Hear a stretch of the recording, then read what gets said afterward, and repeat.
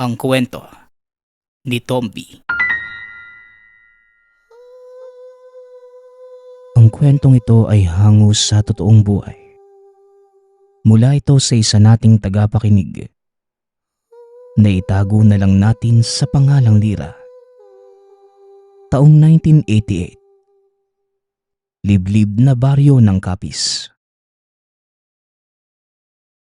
Ang sabi ng nakararami, hindi natitigil ang kasamaan dito sa ating mundo.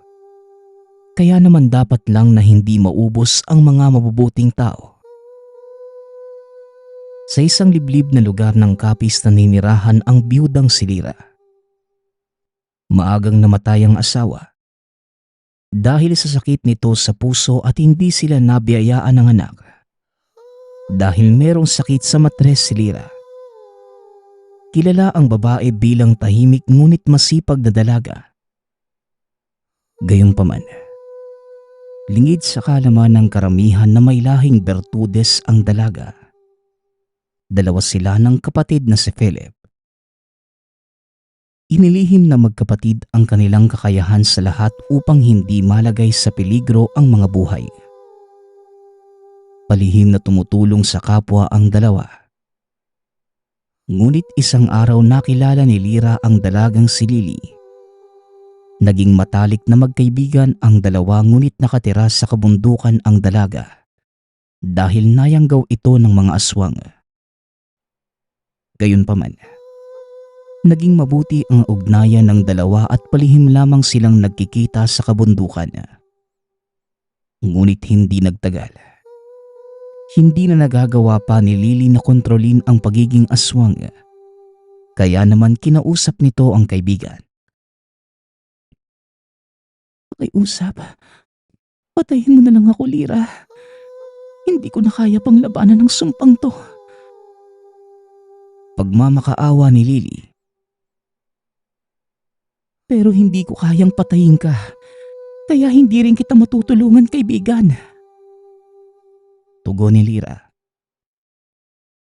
Pakiusap, nanghihina na ang buong katawan ko. Kailangan ko lang na masasalinan itong sumpa na ito nang sa ganun makapagpahinga na ako. Nais kong tulungan mo kung makahanap ng taong sasalun itong sumpang to para matigil na ang paghihirap ko. Muling wika ni Lily. Nais mang matulungan ni Lira ang kaibigan. Ngunit hindi niya magawang mambiktima ng inosenteng tao kaya naman. Mas pinili nitong sa kanya na lamang isalin ng kaibigan ang bertud ng pagiging aswang. Ayaw sana ni Lily ngunit pinangako ni Lira na gagawin niya ang lahat upang matigil ang sumpa sa kanya. Kaya naman hindi naglaon. Ipinasa ni Lily ang bertud ng pagiging aswang sa kaibigan at dito nagpasya si Lira na manirahan sa kabundukan.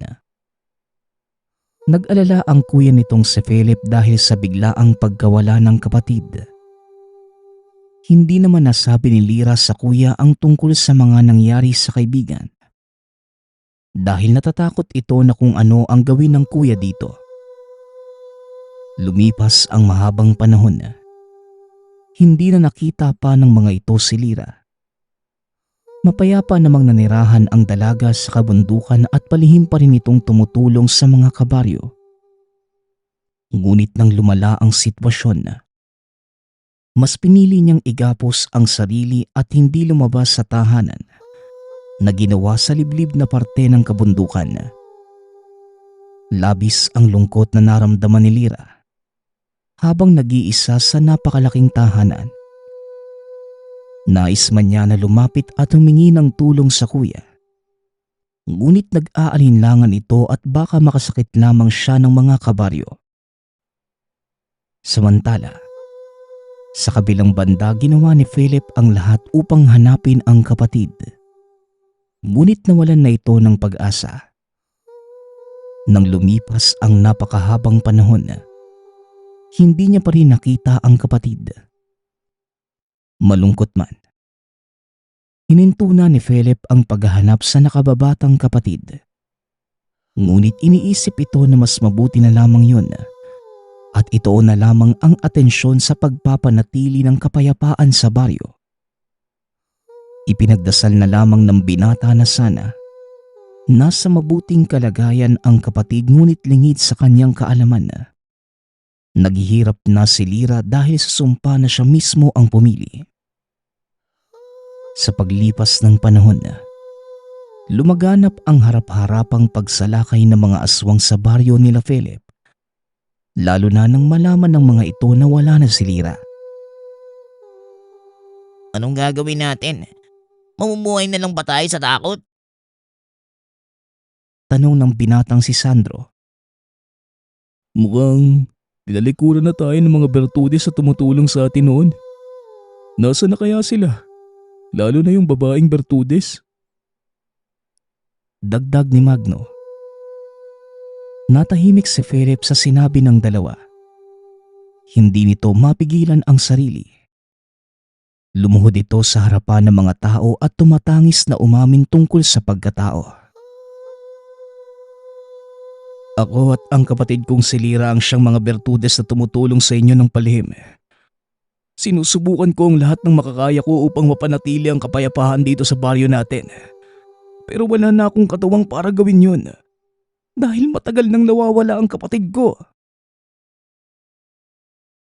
Wika ni Philip. Nagulat ang lahat sa mga inamin ng binata. Nasa na nga ba si Lyra? Bakit bigla siyang naglaho na parang bula? Hindi mo ba alam kung ano ang nangyari sa kanya? Tanong ni Sandro. Malakas na Bertudes ang kapatid ko. Kaya naman nagagawa namin noon na matalo ang sino mang nilalang na gumagambala dito. Pero bigla na lang siyang nawala isang araw eh. Hindi ko alam kung saan siya nagpunta. Wala siyang ibinilin sa akin o sinabi. Basta na lang siyang nawala at hanggang ngayon, hindi ko alam kung nasan siya. Tugon ni Philip. Hindi makapaniwala ang lahat sa narinig. Nasa harapan na nila ang Bertudes, ngunit sinasabi nitong wala siyang magagawa upang mahanap ang malakas na kapatid. Bakit hindi mo kaya kami turuan kung paano gumamit ng mga armas at yung mga kaalaman mo sa pakikipaglaban? Nang sa ganun, matulungan ka namin sa pakikipaglaban sa mga kaaway. Mungkahi ni Magno. Tama si Magno. Kung magtutulungan tayong lahat, magagawa nating matalo yung mga kalaban. Pagsang-ayon ni Sandro. Nagpasya si Philip na turuan ang sinong mga kabaryo na nais matuto ng lihim na karunungan. Kasama sa mga sumama si Sandro at Magno. Naging kaibigang matalik ni Philip ang dalawa. Lahat ng kaalaman na meron siya ay tinuro niya rito.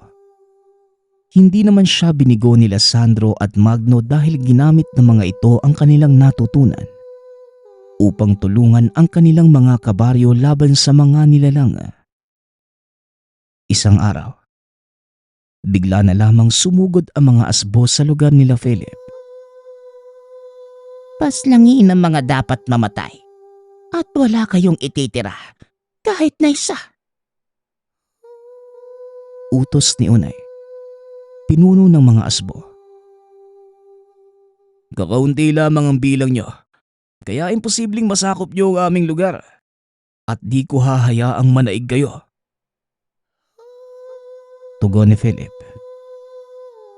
Tama si Philip. Hindi natin hahayaan na masakop ng mga asbo ang ating lugar. Hindi tayo magpapadaig sa kanila. Wika ni Magno. Gawin natin ang ating makakaya upang maitaboy sila dito sa ating baryo. Sigaw ni Sandro. O sige, matira ang matibay at sisiguraduhin ko na kami ang magwawagi sa labanang ito. Sigaw ng pinuno ng mga asbo. Kaagad na pinakilos nito ang mga kasamahang asbo. Hindi naman nagpatinag sila Philip at nilabanan ang mga kalaban. Naging madugo ang gabing yun. Marami sa mga kapanalig nila Philip ang napaslang. Ngunit hindi pinanghinaan ng loob ang mga ito at patuloy pa rin sa pakikipaglaban kahit na marami na sa kanila ang namatay. Gayunpaman, sa huli, nanaig sila Philip at nagwagi sa labanan. Nakatakas naman ang pinuno ng mga asbo na si Unay, ngunit hinayaan na lamang ito nila Philip dahil inuna nilang gamutin ang mga sugatang kasamahan. Magaling. Nagawa nating maitaboy ang mga kalaban. Ngunit nakatakas ang pinuno nila. Sana sa susunod na laban, maipanalo pa rin natin. Huwag nating hahayaan na masayang ang mga sakripisyo ng ating mga kabaryo. Wika ni Philip. Nagyakapan pa ang mga ito at pinangako sa isa't isa na kailanman hindi masasakop ang kanilang baryo. Marami man sa kanila ang napaslang, ngunit hindi napanghinaan ng loob ang mga ito at mas lalo pang nanaig ang kagustuhan ng matalo ang lahat ng mga aswang na balak sakupin ang lugar. Sa paglipas ng panahon, nagawa ng mga ito na maitaboy ang mga kalaban na nagtatangkang sakupin ang baryo. Isang gabi, nagkaroon ng pagpupulong ang mga ito. Naitanong nila Magno ang tungkol kay Lira. Teka Philip, bakit ba mas malakas sa'yo ang kapatid mong si Lira? Sa'yo na kasi mismo nang galing na higit na mas malakas ito kaysa sa'yo eh. Tanong ni Sandro. Nung mga bata pa lang kami, sinanay na siya ng mga magulang namin. Samantalang ako naman, pinalikuran ko ang pamilya ko. Ayoko noon na maging katulad nila eh. Pero likas na talaga sa amin ang pagiging bertudes. Dahil nasa dugo na namin to eh. Kaya namang kalaunan wala na ako nagawa pa, kundi ang mag-aral ng lihim na karunungan at palawigin pa yung aking kaalaman. Tugon ni Philip. Pero, sinabi mo na likas na sa inyong pagiging bertudes. Mas malakas pa rin sa'yo si Lira? Tanong ni Magno. Napabuntong hininga na lamang si Philip, ngunit wala siyang magawa kundi sagutin ang katanungan ng mga kasama. Wala eh. Masyado nang matanda yung mga magulang ko noong napagpasyahan kong mag-aral ng lihim na karunungan. Kaya naman bilang lang yung kaalaman ko kumpara kay Lira na naaral na yung lahat ng kaalaman ng aming mga magulang. O sige na. Gusto ko na sana magpahinga, kaya naman sana nasagot ko na yung mga katanungan nyo ha. Tugon ni Philip. Naramdaman ng mga ito na ayaw ng pag-usapan ng binata ang tungkol sa kapatid. Kaya nagpasya ang mga itong umuwi na lamang sa mga tahanan nang makapagpahinga. Nang mapag-isa na si Philip, nakaramdam ito ng lungkot at naalala niyang muli ang kapatid. Paulit-ulit na tinatanong ng binata kung nasa na nga ba si Lira. Ngunit hindi niya makuha ang mga kasagutan sa mga katanungan dahil wala siyang kaalam-alam tungkol sa nangyari dito. Kinabukasan, nagkaroon ng handaan sa baryo nila Philip dahil kaarawan niyo ni Sandro. Hindi naman nagpakalasing ang mga ito dahil sa takot na maaaring gamitin ng mga kalaban ang pagkakataong yun upang salakayin sila. Gayunpaman, natapos ang kasiyahan ng maayos at masaya. Walang nangyaring masama, kaya naman napanatag ang kalooban ng mga ito. Inisip nila Sandro na maaaring napagod na ang mga aswang sa pagsugod sa baryo. Gayunpaman, hindi pa rin natahimik ang kanilang buhay. Isang araw habang nangangahoy sa kagubatan si Magno, nakadaupang palad nito ang isang babae na balot ng kasuotan. Balak sana itong sundan ng lalaki. Ngunit bigla itong nawala ng malay nang mag-usal ng orasyon ng babae. Gayunpaman, lingid sa kaalaman ni Magno na ang babaeng nakita sa kagubatan Walang iba kundi si Lira. Mabilis na bumalik sa bahay si Lira at kinabahan ito. Dahil baka nakilala siya ni Magno o hindi kaya naman nasundan. Ngunit nakahinga ng maluwag ang dalaga nang hindi niya nakita pa si Magno. Alam niyang nawalan na ito ng malay. Mukhang kailangan ko nang humanap ng paraan at magbadali para matanggal ang sumpa na ito. Kailangan na ako nila kuya sa aming baryo, lalo na't nanganganib ang kanilang mga buhay. Pero makakahadlang lamang ako sa kanila kung sakaling babalik ako sa ganitong kalagayan. Mas makakabuti kung aayusin ko muna ang sarili ko bago ko sila tulungan. Wika ni Lira sa sarili. Samantala sa kabilang banda, kinabahan na sila Sandro dahil hindi pa rin bumabalik si Magno at padilim na ng mga panahong yun. Kaya naman nagpasya sila na puntahan sa gubat ang kaibigan at nakita nila ito na walang malay.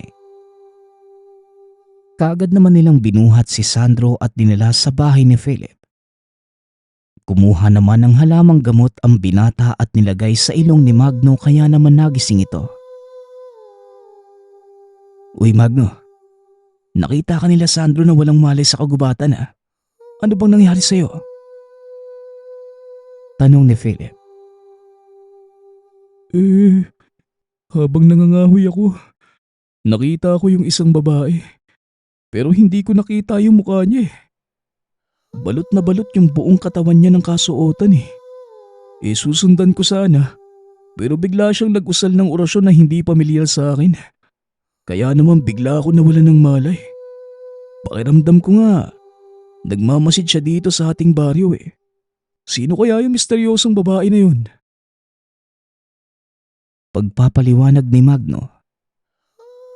Natahimik si Philip at naalala nito ang tinuro sa kanila ng mga magulang. Mukhang orasyon yun para mawala ng malay ang isang kalaban. Pero kami lang ni Lira ang nakakaalam ng bagay na yun ah. O kaya naman, si Lira talaga ang nakita mo. Hindi mo ba napansin yung itsura niya? Muling wika ni Philip. Mariing umiling si Magno at sinabi nitong hindi niya nakita ang mukha ng babae. Kung si Lira nga yung nakadaupang palad ng kaibigan natin, bakit niya naman gagamitin ng orasyon na yung kay Magno?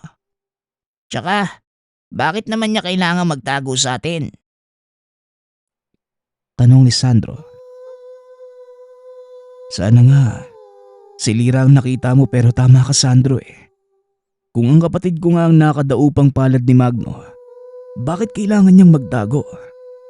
Hindi kaya may nangyari sa kanya? O kaya naman may dahilan siya para magtago? Tugon ni Philip. Naging palaisipan ng misteryosong babae para kila Philip. Ngunit malakas ang kutob ng binata na kapatid niya ang nakita ni Magno. Nagsimula si Philip na magduda at naglibot ito sa kabundukan. Ngunit wala siyang nakita na kahit anino ng misteryosong babae. Kaya namang kalaunan, huminto na lamang ito. Samantalang sa kabilang banda naman, nakahanap ng paraan si Lira upang matanggal ang sumpa ng pagiging aswang sa kanya. Habang nilalabanan ng dalaga ang sumpa ng pagiging aswang, sumabak naman sa labanan sila Philip nang sugurin ang baryo ng mga harimodon sa pamumuno ng pinuno ng mga ito na si Gabo. Maganda kayo. Paparating na ang mga kalaban. Napakarami nila kumpara sa atin. Mukhang mahihirapan tayo sa labanang to. Kaya naman hihingi na ako ng tulong sa mga kabilang baryo. Nakapanalig natin. Wika ni Magno. Sana nga dumating sila bago mahuli ang lahat. Pero hindi tayo papayag na matalo ng harimodon. Marami na tayong naipanalong laban. Kaya dito pa ba tayo susuko? Tugon ni Philip. Hindi tayo papayag na masakop ng mga kalaban. Manalig lamang tayo sa poong may kapal. At alam kong tutulungan niya tayo upang manalo sa labanang ito. Huwag tayong mawawalan ng pag-asa. Kaya natin ito. Sigaw ni Sandro. Nagsimula ang labanan. Kahit alam nilang dehado sila sa mga kalaban, hindi sumuko sila Philip at patuloy na nakipaglaban sa mga aswang.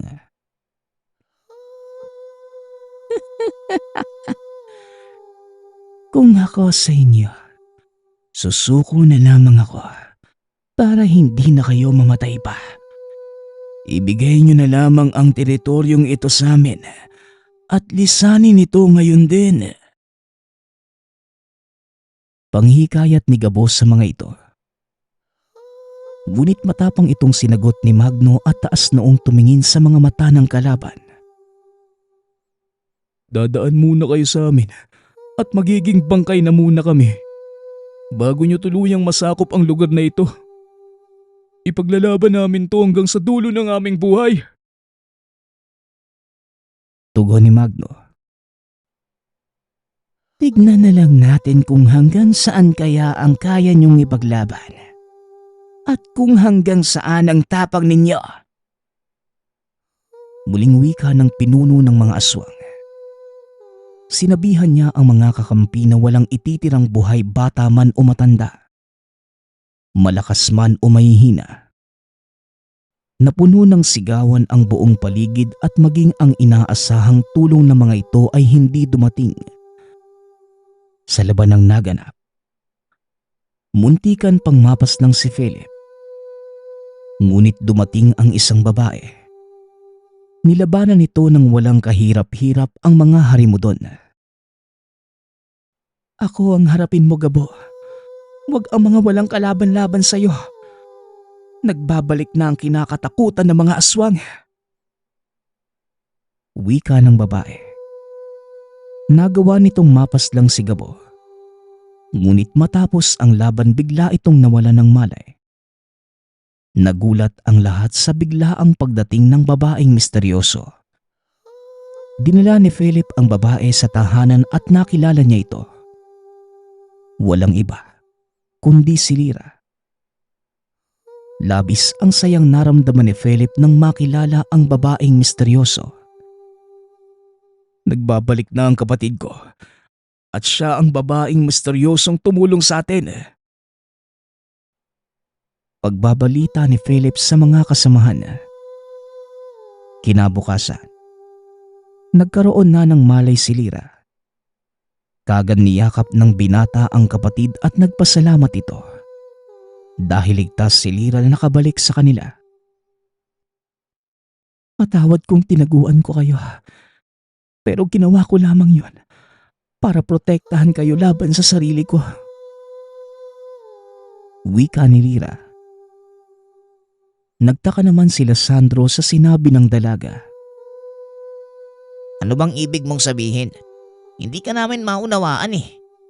Maaari bang ipaliwanag mo sa amin kung ano nga ba ang nangyayari sa'yo? At bigla ka na lang namala.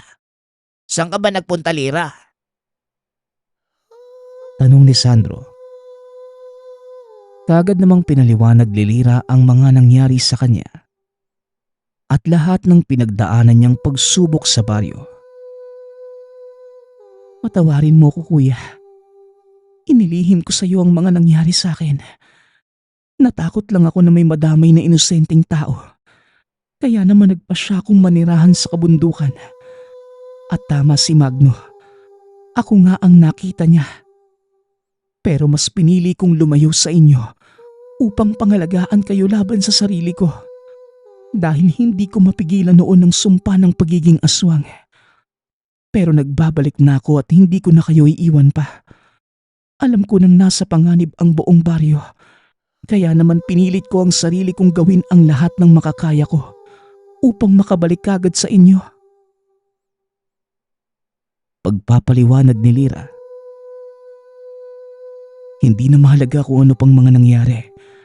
Ang importante, nakabalik ka na, kapatid ko. Pero nahaharap tayo sa malaking problema. Maging ang mga kapanalig nating kabilang baryo, ayaw nang tumulong sa atin dahil masyado nang malalakas ang mga kalaban. Nagsasanib puwersa na ang mga ito para lang mapatalsik tayo dito sa ating baryo. Wika ni Philip. Hindi magawang humingi ng tulong ng mga ito sa ibang lugar dahil ayaw nilang malaman ng mga tao ang nangyayari sa lugar.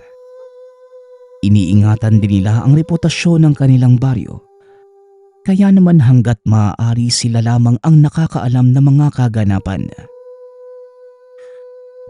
Huwag kayo mag-alala, kuya, dahil napag-aralan ko na ang mga kalaban. Natukoy ko ang kanilang pinagtataguan at ang kahinaan nila.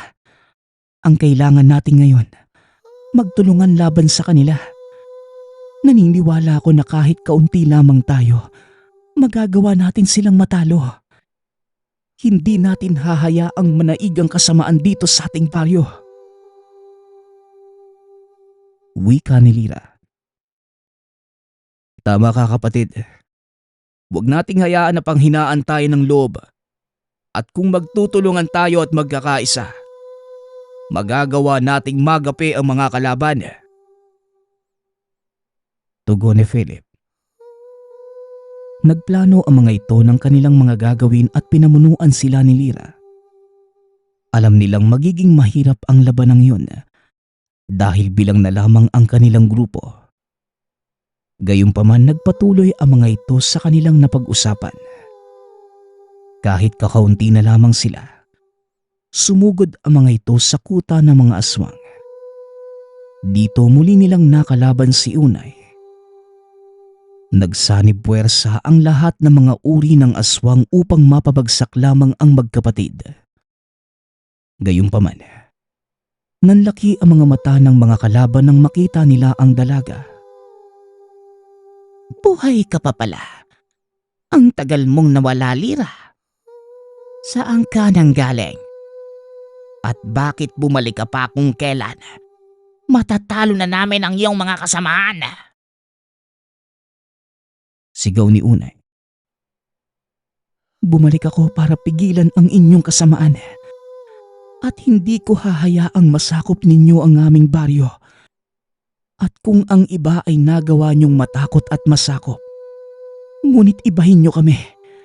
Dahil lalabang kami hanggang kamatayan. Handa kaming magbuwis ng aming buhay. Maipaglaban lamang namin ang aming lugar. Tugon ni Lira. Ramdam na magkabilang partido ang tensyon sa pagitan ni Unay at Lira.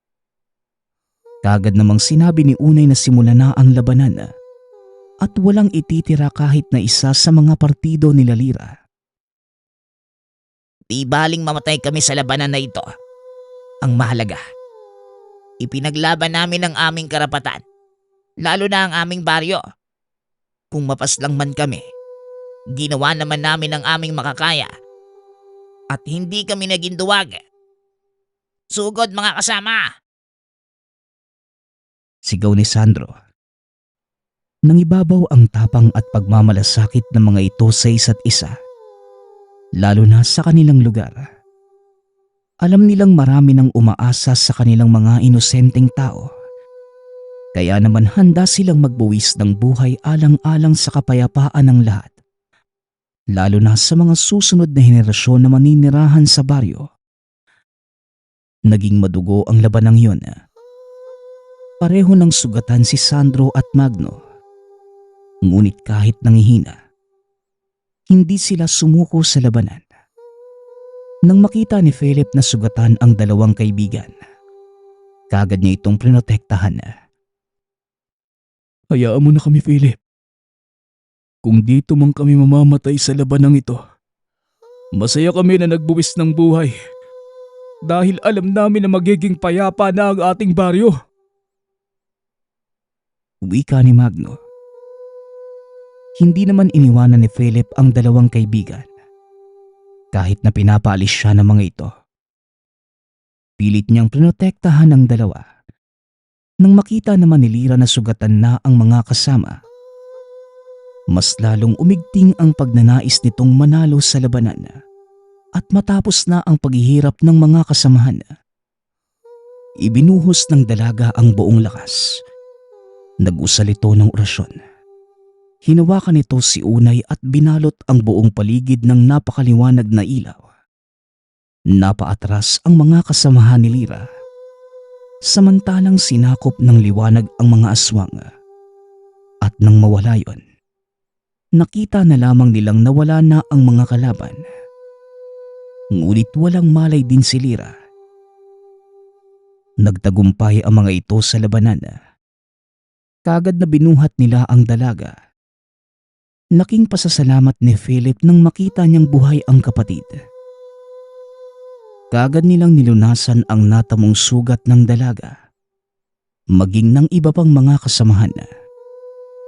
Nagawa nilang matalo ang mga aswang at bumalik sa kanilang baryo. Sinabi sa mga naiwan na magiging payapa na ang kanilang buhay. Tinupad ni Lyra ang pangako sa mga ito. Naging bayani ang dalaga at mga kasama nito sa mata ng lahat. Napag-usapan ng mga ito na walang makakaalam sa mga nangyari. Bumalik ang kapayapaan sa baryo. Hindi na muling naghiwalay pa ang magkapatid. Wala na ring mga nilalang ang nagtangkang sakupin ang baryo nila Lyra.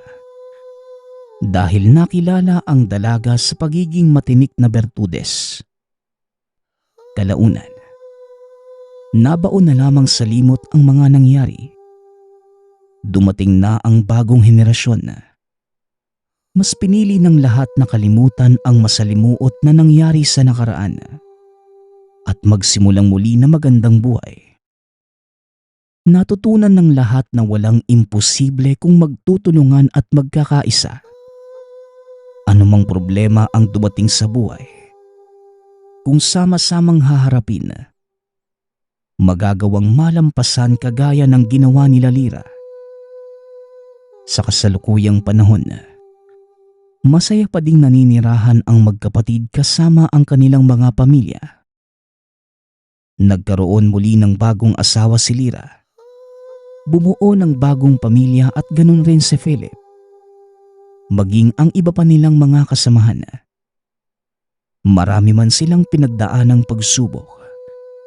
Ngunit nang dahil doon, naging mas matatag sila bilang tao. Ang susunod nating kwento ay mula sa isa nating tagapakinig. Naitago na lang natin sa pangalang Ruel. Taong 1994. Lugar ng Cebu. Nang mga panahong ito, tapos na ang kontrata ni Ruel sa trabaho sa pabrika. Kakakuha pa lamang ng huling sahod sa trabaho. Malungkot si Ruel dahil wala na siyang maipapadala sa pamilya sa probinsya. Lalo na't pahirapan rin ang maghanap ng panibagong trabaho. Kaya ng mga oras na yon, habang nasa biyahe pa uwi sa inuupahan ay nakalutang lamang ang isipan. Wala nang ibang inaasahan ang pamilya. Pero wala siyang magagawa kundi umasa na lang din sa kapalaran. Ilang minuto ang lumipas, nakababa na ito ng bus. Habang naglalakad, meron siyang nabangga na isang dalaga. Humingi naman kagad ng dispensa si Ruel. Pero nginitian lamang siya ng dalaga at sinabing ayos lang ito.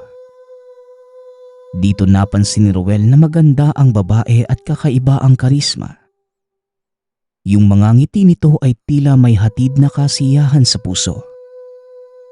Nawala bigla ang problema sa labis na paghanga ni Ruel sa dalaga. Tinanong niya pa ang pangalan nito nang walang pagdadalawang isip. Nagpakilala naman ang dalaga sa pangalang Eloisa.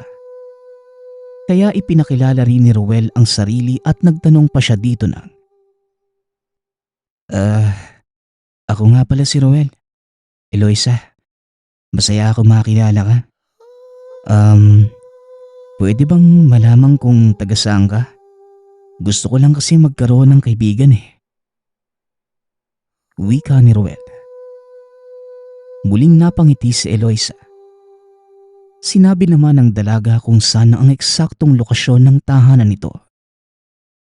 Nagpasalamat naman si Ruel. Sa tingin niya pala kaibigang tao si Eloisa. Alam niya rin ang lugar na yon at madaling hanapin. Kung gusto mong bumisita, Ruel, ayos lang. Wika ni Eloisa.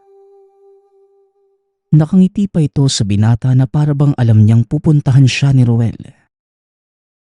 Sinabi ng binata na sa Miyerkules siya pupunta doon. Tumango naman ang dalaga at masayang nagpaalam sa kanya. Ipinag-ingat naman ito ni Ruel sa pananamit ng babae at sa dalang bayo. Alam ng binata na mamamalengke ang dalaga. Ilang metro lamang mula sa kanyang kinatatayuan ay merong palengke. Nang mga sandaling yon, hindi pa rin nilulubayan ng titig ni Ruel ang dalaga habang naglalakad papalayo. Noong hindi niya na ito matanaw, napagpasyahan na niyang maglakad pauwi sa tahanan. Maligaya ang binata dahil nararamdaman na niya ang pag-ibig na kay tagal niyang hinihintay. Napagplanuhan na kagad ng binata na ligawan ang dalaga. Hanggang sa sumapit ang araw ng Miyerkules, pinaghandaan ni Ruel ang panliligaw. Makalipas ang isang linggo, nagkatuluyan silang dalawa. Sa maraming araw niyang nagpapabalik-balik sa tahanan ni Eloisa, dito niya nalaman na mag-isa lamang pala sa tahanan ang nobya. Kagaya niya, lumuwas rin sa Maynila ang dalaga para magtrabaho ng panggagasera. Nagkataong taga-Cebu rin sa Eloisa. Tuwang-tuwa naman ang magkasintahan dahil magkababayan pala sila. Para kay Ruel, magaang kasama ang nobyang si Eloisa. Halos lahat ng bagay ay napagkakasunduan, maliban na lamang sa pagkain. Noong minsang kumain sila sa labas, napuna ni Ruel na ayaw nitong kumain ng maalat at may halong bawang. Ang pinipili lamang ng kasintahan, kinilaw na karne na wala gaanong pampalasa. Sa tubing tinatanong naman ni Ruel kung bakit ayaw ng dalaga, palaging ang sagot nito, hindi siya hiyang kumain ng maalat at nagpapantal ang balat. Inintindi na lamang ito ni Ruel.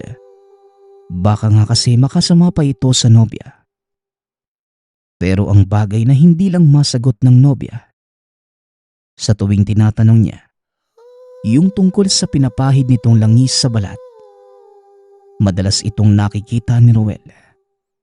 Sa loob ng 2 buwan nilang relasyon ay nangingintab ang balat nito lalo na sa mga braso. Hanggang sa isang araw, niyaya ni Eloisa si Ruel na umuwi sa kanilang probinsya.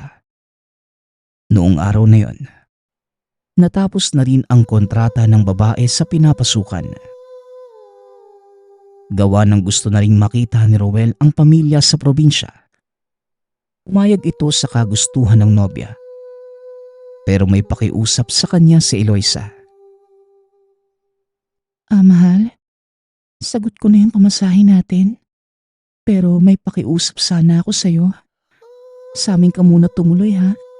Ipapakilala kita sa mga magulang at kapatid ko. Ano mahal? Payag ka? Tanong ni Eloisa. Napatango naman si Ruel. Sige mahal. Hindi ko pa kasi kabisado yung lugar ninyo eh. Masyadong liblib yata doon. Saka malayo sa barangay namin eh. Maganda yung naisip mo. Sabik na akong makilala ang pamilya mo, mahal. Tugon ni Ruel. Hanggang sa sumapit nga ang araw ng kanilang pagbabalik sa lalawigan. Isang araw din ang tinagal ng kanilang biyahe sakay ng barko bago tuluyang makarating ng Cebu. Sumakay pa sila ng jeep hanggang sa bumaba sa maliit na pamayanan. Ang buong akala ni Ruel, doon na ang lugar nila Eloisa. Pero nagkamali siya dahil sumakay pa sila ng habal-habal. Pumasok ang motorsiklong kanilang sinasakyan sa mas liblib na pamayanan. Lagtaw-lagtaw ang mga tahanan at napapansin din ni Ruel na lahat ng mga bahay ay may pinatuyong tapa ng karne sa sampayan. Unang beses makakita ng ganon ni Roel. Laking probinsya ito pero sa kanilang lugar. Walang karneng pinapatuyo. Hindi rin alam ng binata kung saang hayop yun galing. Pero dito na siya nakaramdam ng kilabot. Lalo na nang makita niyang may kakaiba sa mga taong nasa labas ng tahanan. Hindi siya nilulubayan ng titig. Talagang sumusunod ang mga mata sa kanya. Pasensya na, sir. Ganyan lang talaga ang mga tao dito. Kapag may mga dayo pinagtitinginan. Siguro, sir, hindi ka taga rito, ano? Tanong ng driver. Oo, Manong. Hindi po ako taga rito. Yung nobya ko lang. Taga kabilang bayan kasi ako eh. Tugon ni Roel. Matapos niyang sabihin yon, natahimik ang driver. Pero maya-maya si Eloisa naman ang kinausap. Maghahanda ba kayo mamamaya o bukas? Muling tanong ng driver. Opo, pero sa susunod na linggo pa. Kaarawan na kasi ng tatay ko eh, kaya may regalo ko sa kanya. Tugon ni Eloisa. Nung mga sandaling yon, nagtataka si Roel na para bang magkakilala na ang driver at nobya. Dito niya nalaman, galing mismo sa driver na matagal na itong naghahatid sundo sa mga magulang ni Eloisa kapag umaalis. Taga roon din pala ito, kaya nawala na yung pagtataka ni Roel. Hindi nagtagal. Bumaba na sila sa isang payak na tirahan. Magtatakip silim na noon pero nasa labas ang buong pamilya ni Eloisa. Yung tipong alam na nito na uuwi sila ng probinsya. Ito ang pinagtataka ni Roel. Dahil hindi naman nagsabi si Eloisa na uuwi silang magkasintahan. Sila lamang ang nakakaalam ng bagay na yon. Kaya nagtanong si Roel sa mga magulang ng nobya matapos makapagmano. Pero si Eloisa na ang sumagot. Ang sabi nito, sumulat siya sa mga magulang bago pa niya yayain si Roel na umuwi ng lalawigan. Matapos yon, ipinakilala ni Eloisa sa nobyo ang mga magulang at kapatid. Ang nanay at tatay ay tawagin na lang natin sa pangalang Mang Edu at Aling Teret. Samantalang yung nag-iisang kapatid ni Eloisa, si Emily. Naging mabuti naman ang pakikitungo ng mga magulang ni Eloisa kay Roel. Ang sabi pa ng mga ito, magaling mamili na magiging kasintahan ang kanilang anak. Dahil bukod sa magalang si Roel, nakikita nilang kaya nitong pangalagaan ang puso ng anak habang buhay. Natuwa naman si Roel nang marinig yun. Pero kagad nawala ang ngiti nang makitang nakasimangot sa kanya si Emily. Napatingin ito ng masama sa kanya, na para bang hindi siya nito gustong makilala. Umirap pa ito at kagad na pumasok ng tahanan. Kaya kagad nagsalita si Mang Edu.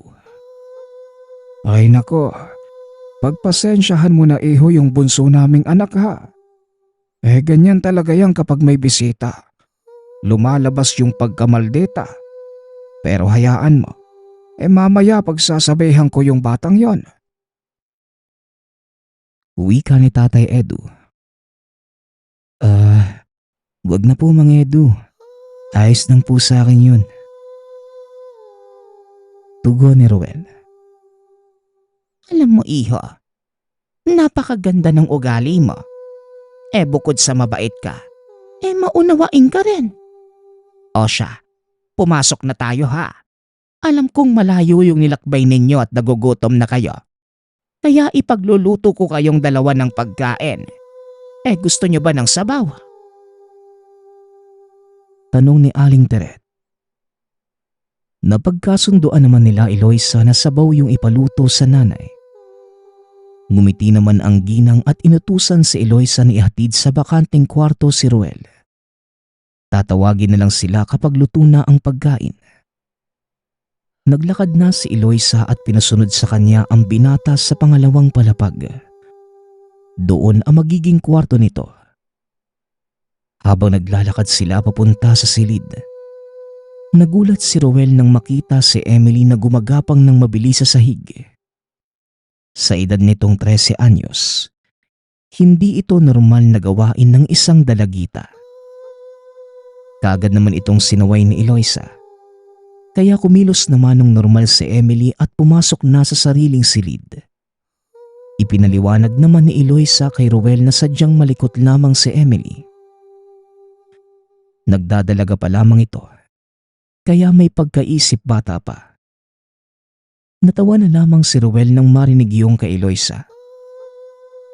Nang makarating na sila sa kwarto, may naitunong si Ruel sa kanyang nobya. Mahal, ano pala yung ihahanda ninyo sa kaarawan ng tatay mo? Kagaya nung napag-usapan ninyo ng driver? Tanong ni Ruel. Ngunit napansin niya na hindi kagad nakasagot ang nobya. Parang nag-iisip pa ng sasabihin. Pero maya-maya lang, nagsalita ito na, "Hindi mo pa nakikita yung 3 kambing namin sa bukid, no? Nandun kasi yung mga yun. Pinapakain pa ni tatay ng mga ligaw na damo. Yun yung magiging handa niya, mahal." Tugon ni Eloisa. Nagpatuloy pa silang dalawa sa pagkwekwentuhan habang naglilinis ng silid. Natanong pa ni Ruel kay Eloisa kung sa silid niya rin ba matutulog ang dalaga. Dati pa naman silang nagtatabi sa iisang kwarto, kahit noong nasa Maynila pa. Pumayag naman si Eloisa sa kagustuhan ng binata, kaya sobrang tuwa naman ni Ruel. Matapos nilang maglinis, tinawag na sila ni Aling Teret para kumain. Kaya't sabay silang nagpunta sa kusina.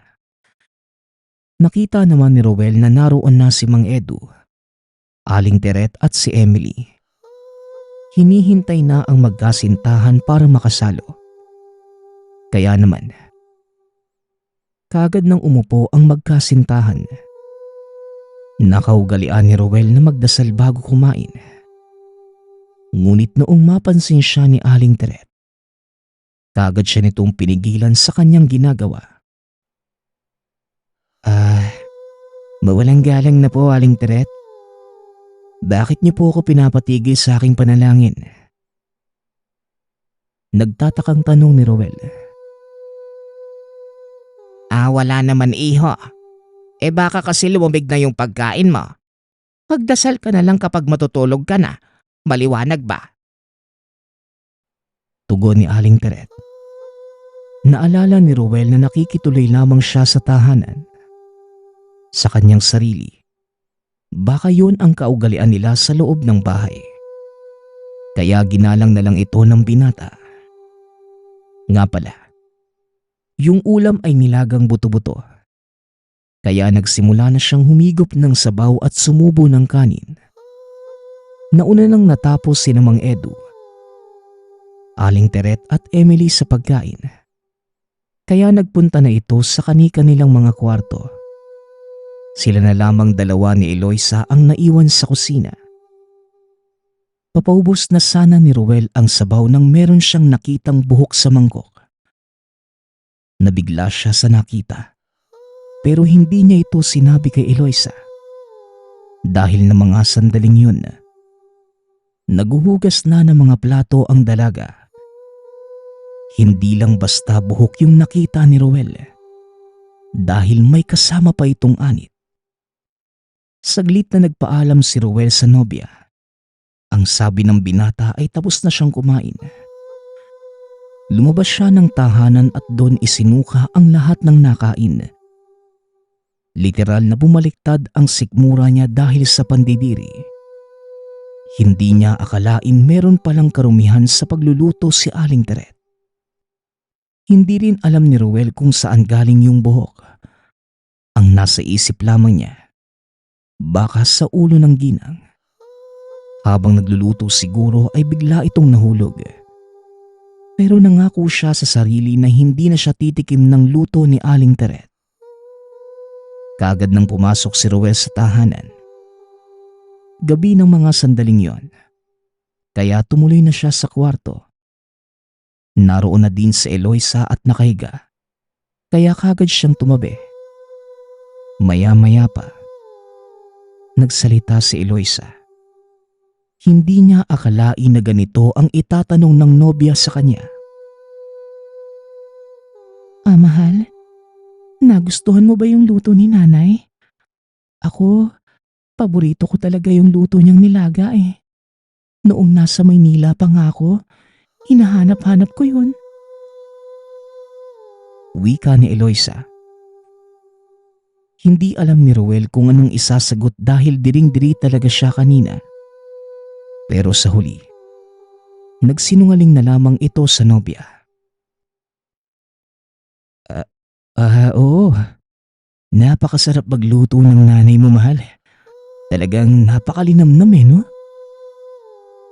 Sa totoo lang, gusto ko talagang magpakabusog eh.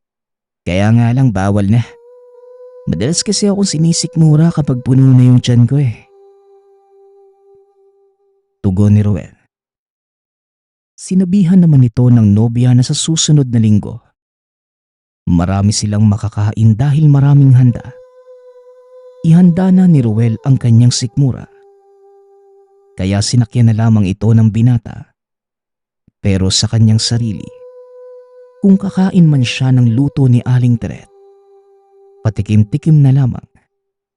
Pipiliin niya yung malinis ang pagkakaluto. Matapos ang mahaba-habang usapan ng gabing yun, natulog na silang dalawa.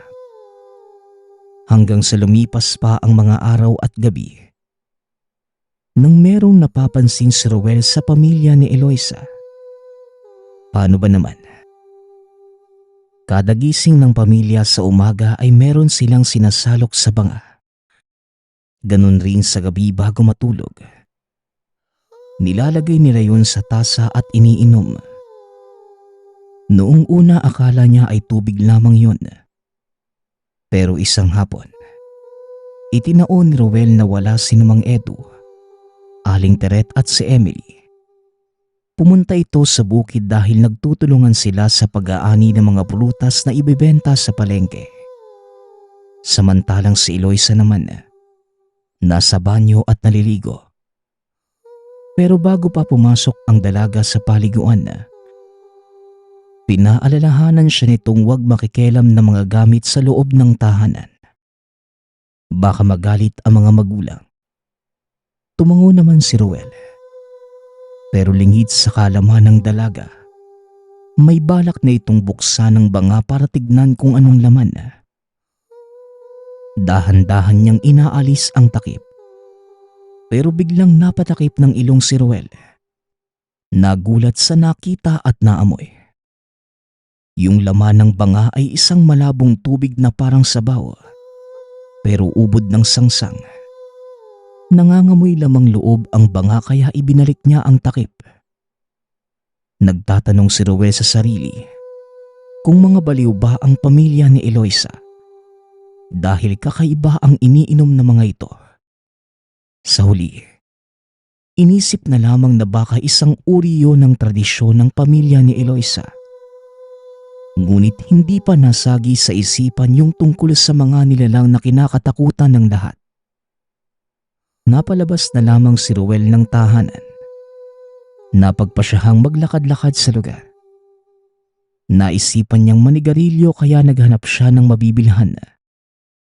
Tumagal ng ilang minuto sa paghahanap si Ruel. Pero wala itong matagpo ang tindahan. Hanggang sa napadaan siya sa isang kubo. May narinig itong nagsisibak ng kahoy at naisipan niyang doon magtanong. Nagulat ang binata nang makita yung taong nagsisibak ng panggatong. Dahil isa itong matandang lalaki na malaki ang bukol sa likod. Nakakatakot din ang mga mata na tila may katarata. Ganun pa man, hindi siya tumingin sa panlabas na kaanyuan. Nilapitan niya ang matanda at nagtanong, Manong, nasan po ba yung tindahan dito? May bibilhin lang po sana ako eh. Tanong ni Ruel. Dito nalaman ng binatang bulag pala ang matanda dahil hindi ito diretsyong makatingin sa kanya. Nakita niya rin sa mukha ng matanda na tila nangangamba ito sa hindi malamang dahilan. Hanggang sa maya-maya pa, nagsalita ang matanda na labis niyang kinagulat.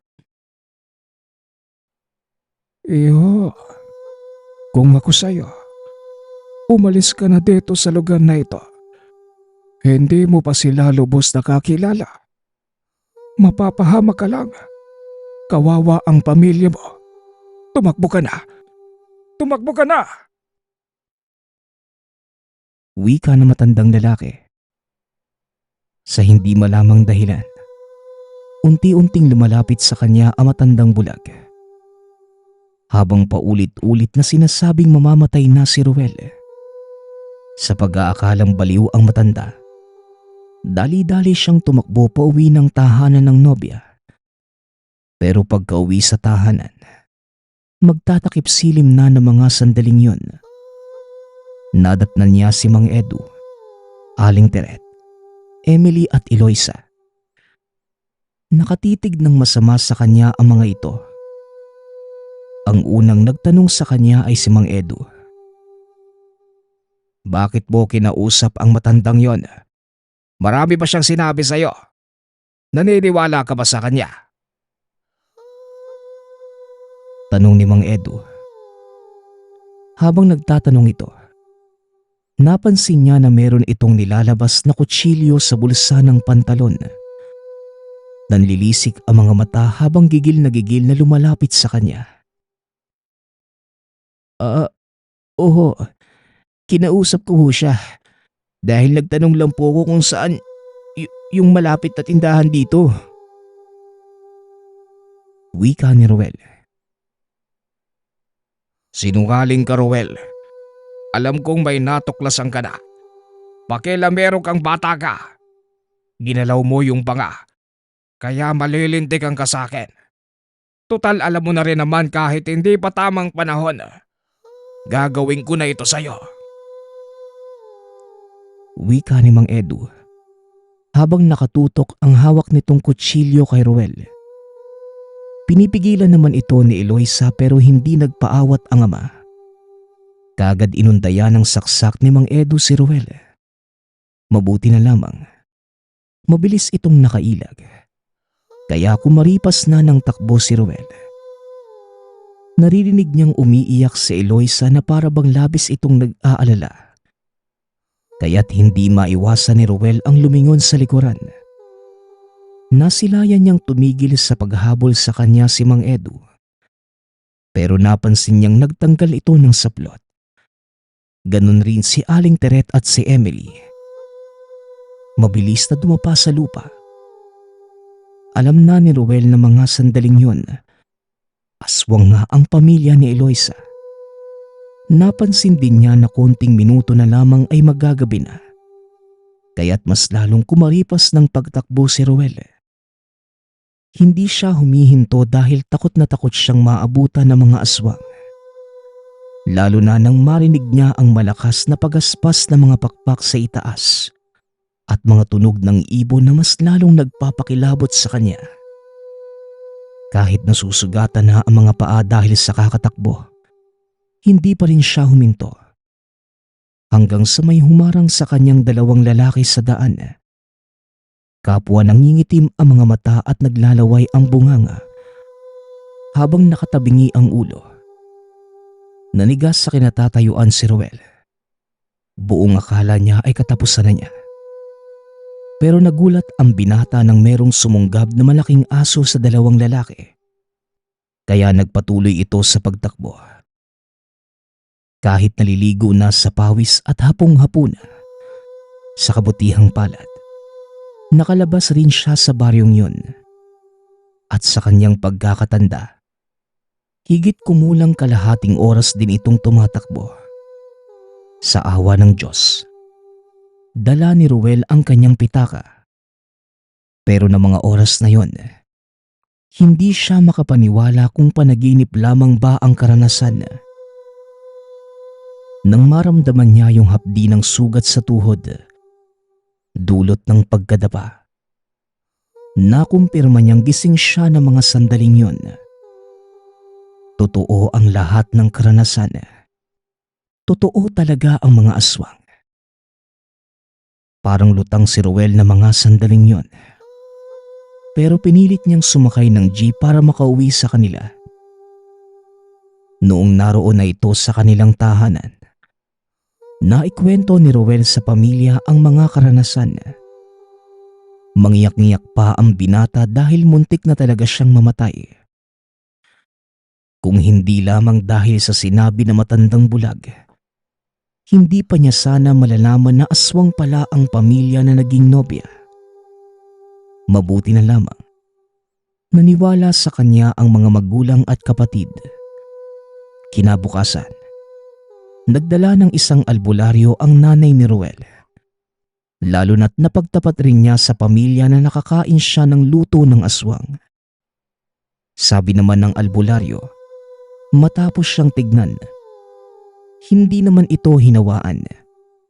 Wala raw itinanim ang aswang sa pagkain. Pero merong ipinagtapat ang albularyo kay Ruel.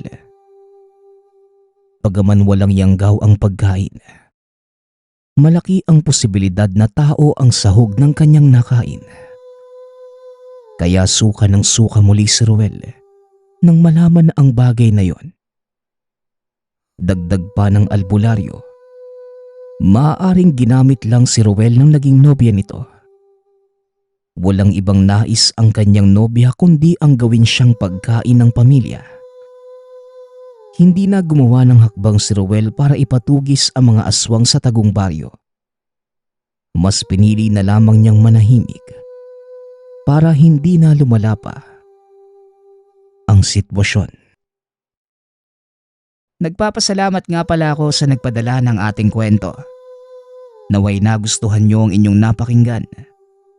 Nagpapasalamat din ako sa lahat ng patuloy na nakikinig at sumusuporta sa ating channel. Naway patuloy niyong suportahan at pakinggan ang ating mga kwento. Hanggang sa muling pakikinig. Paalam.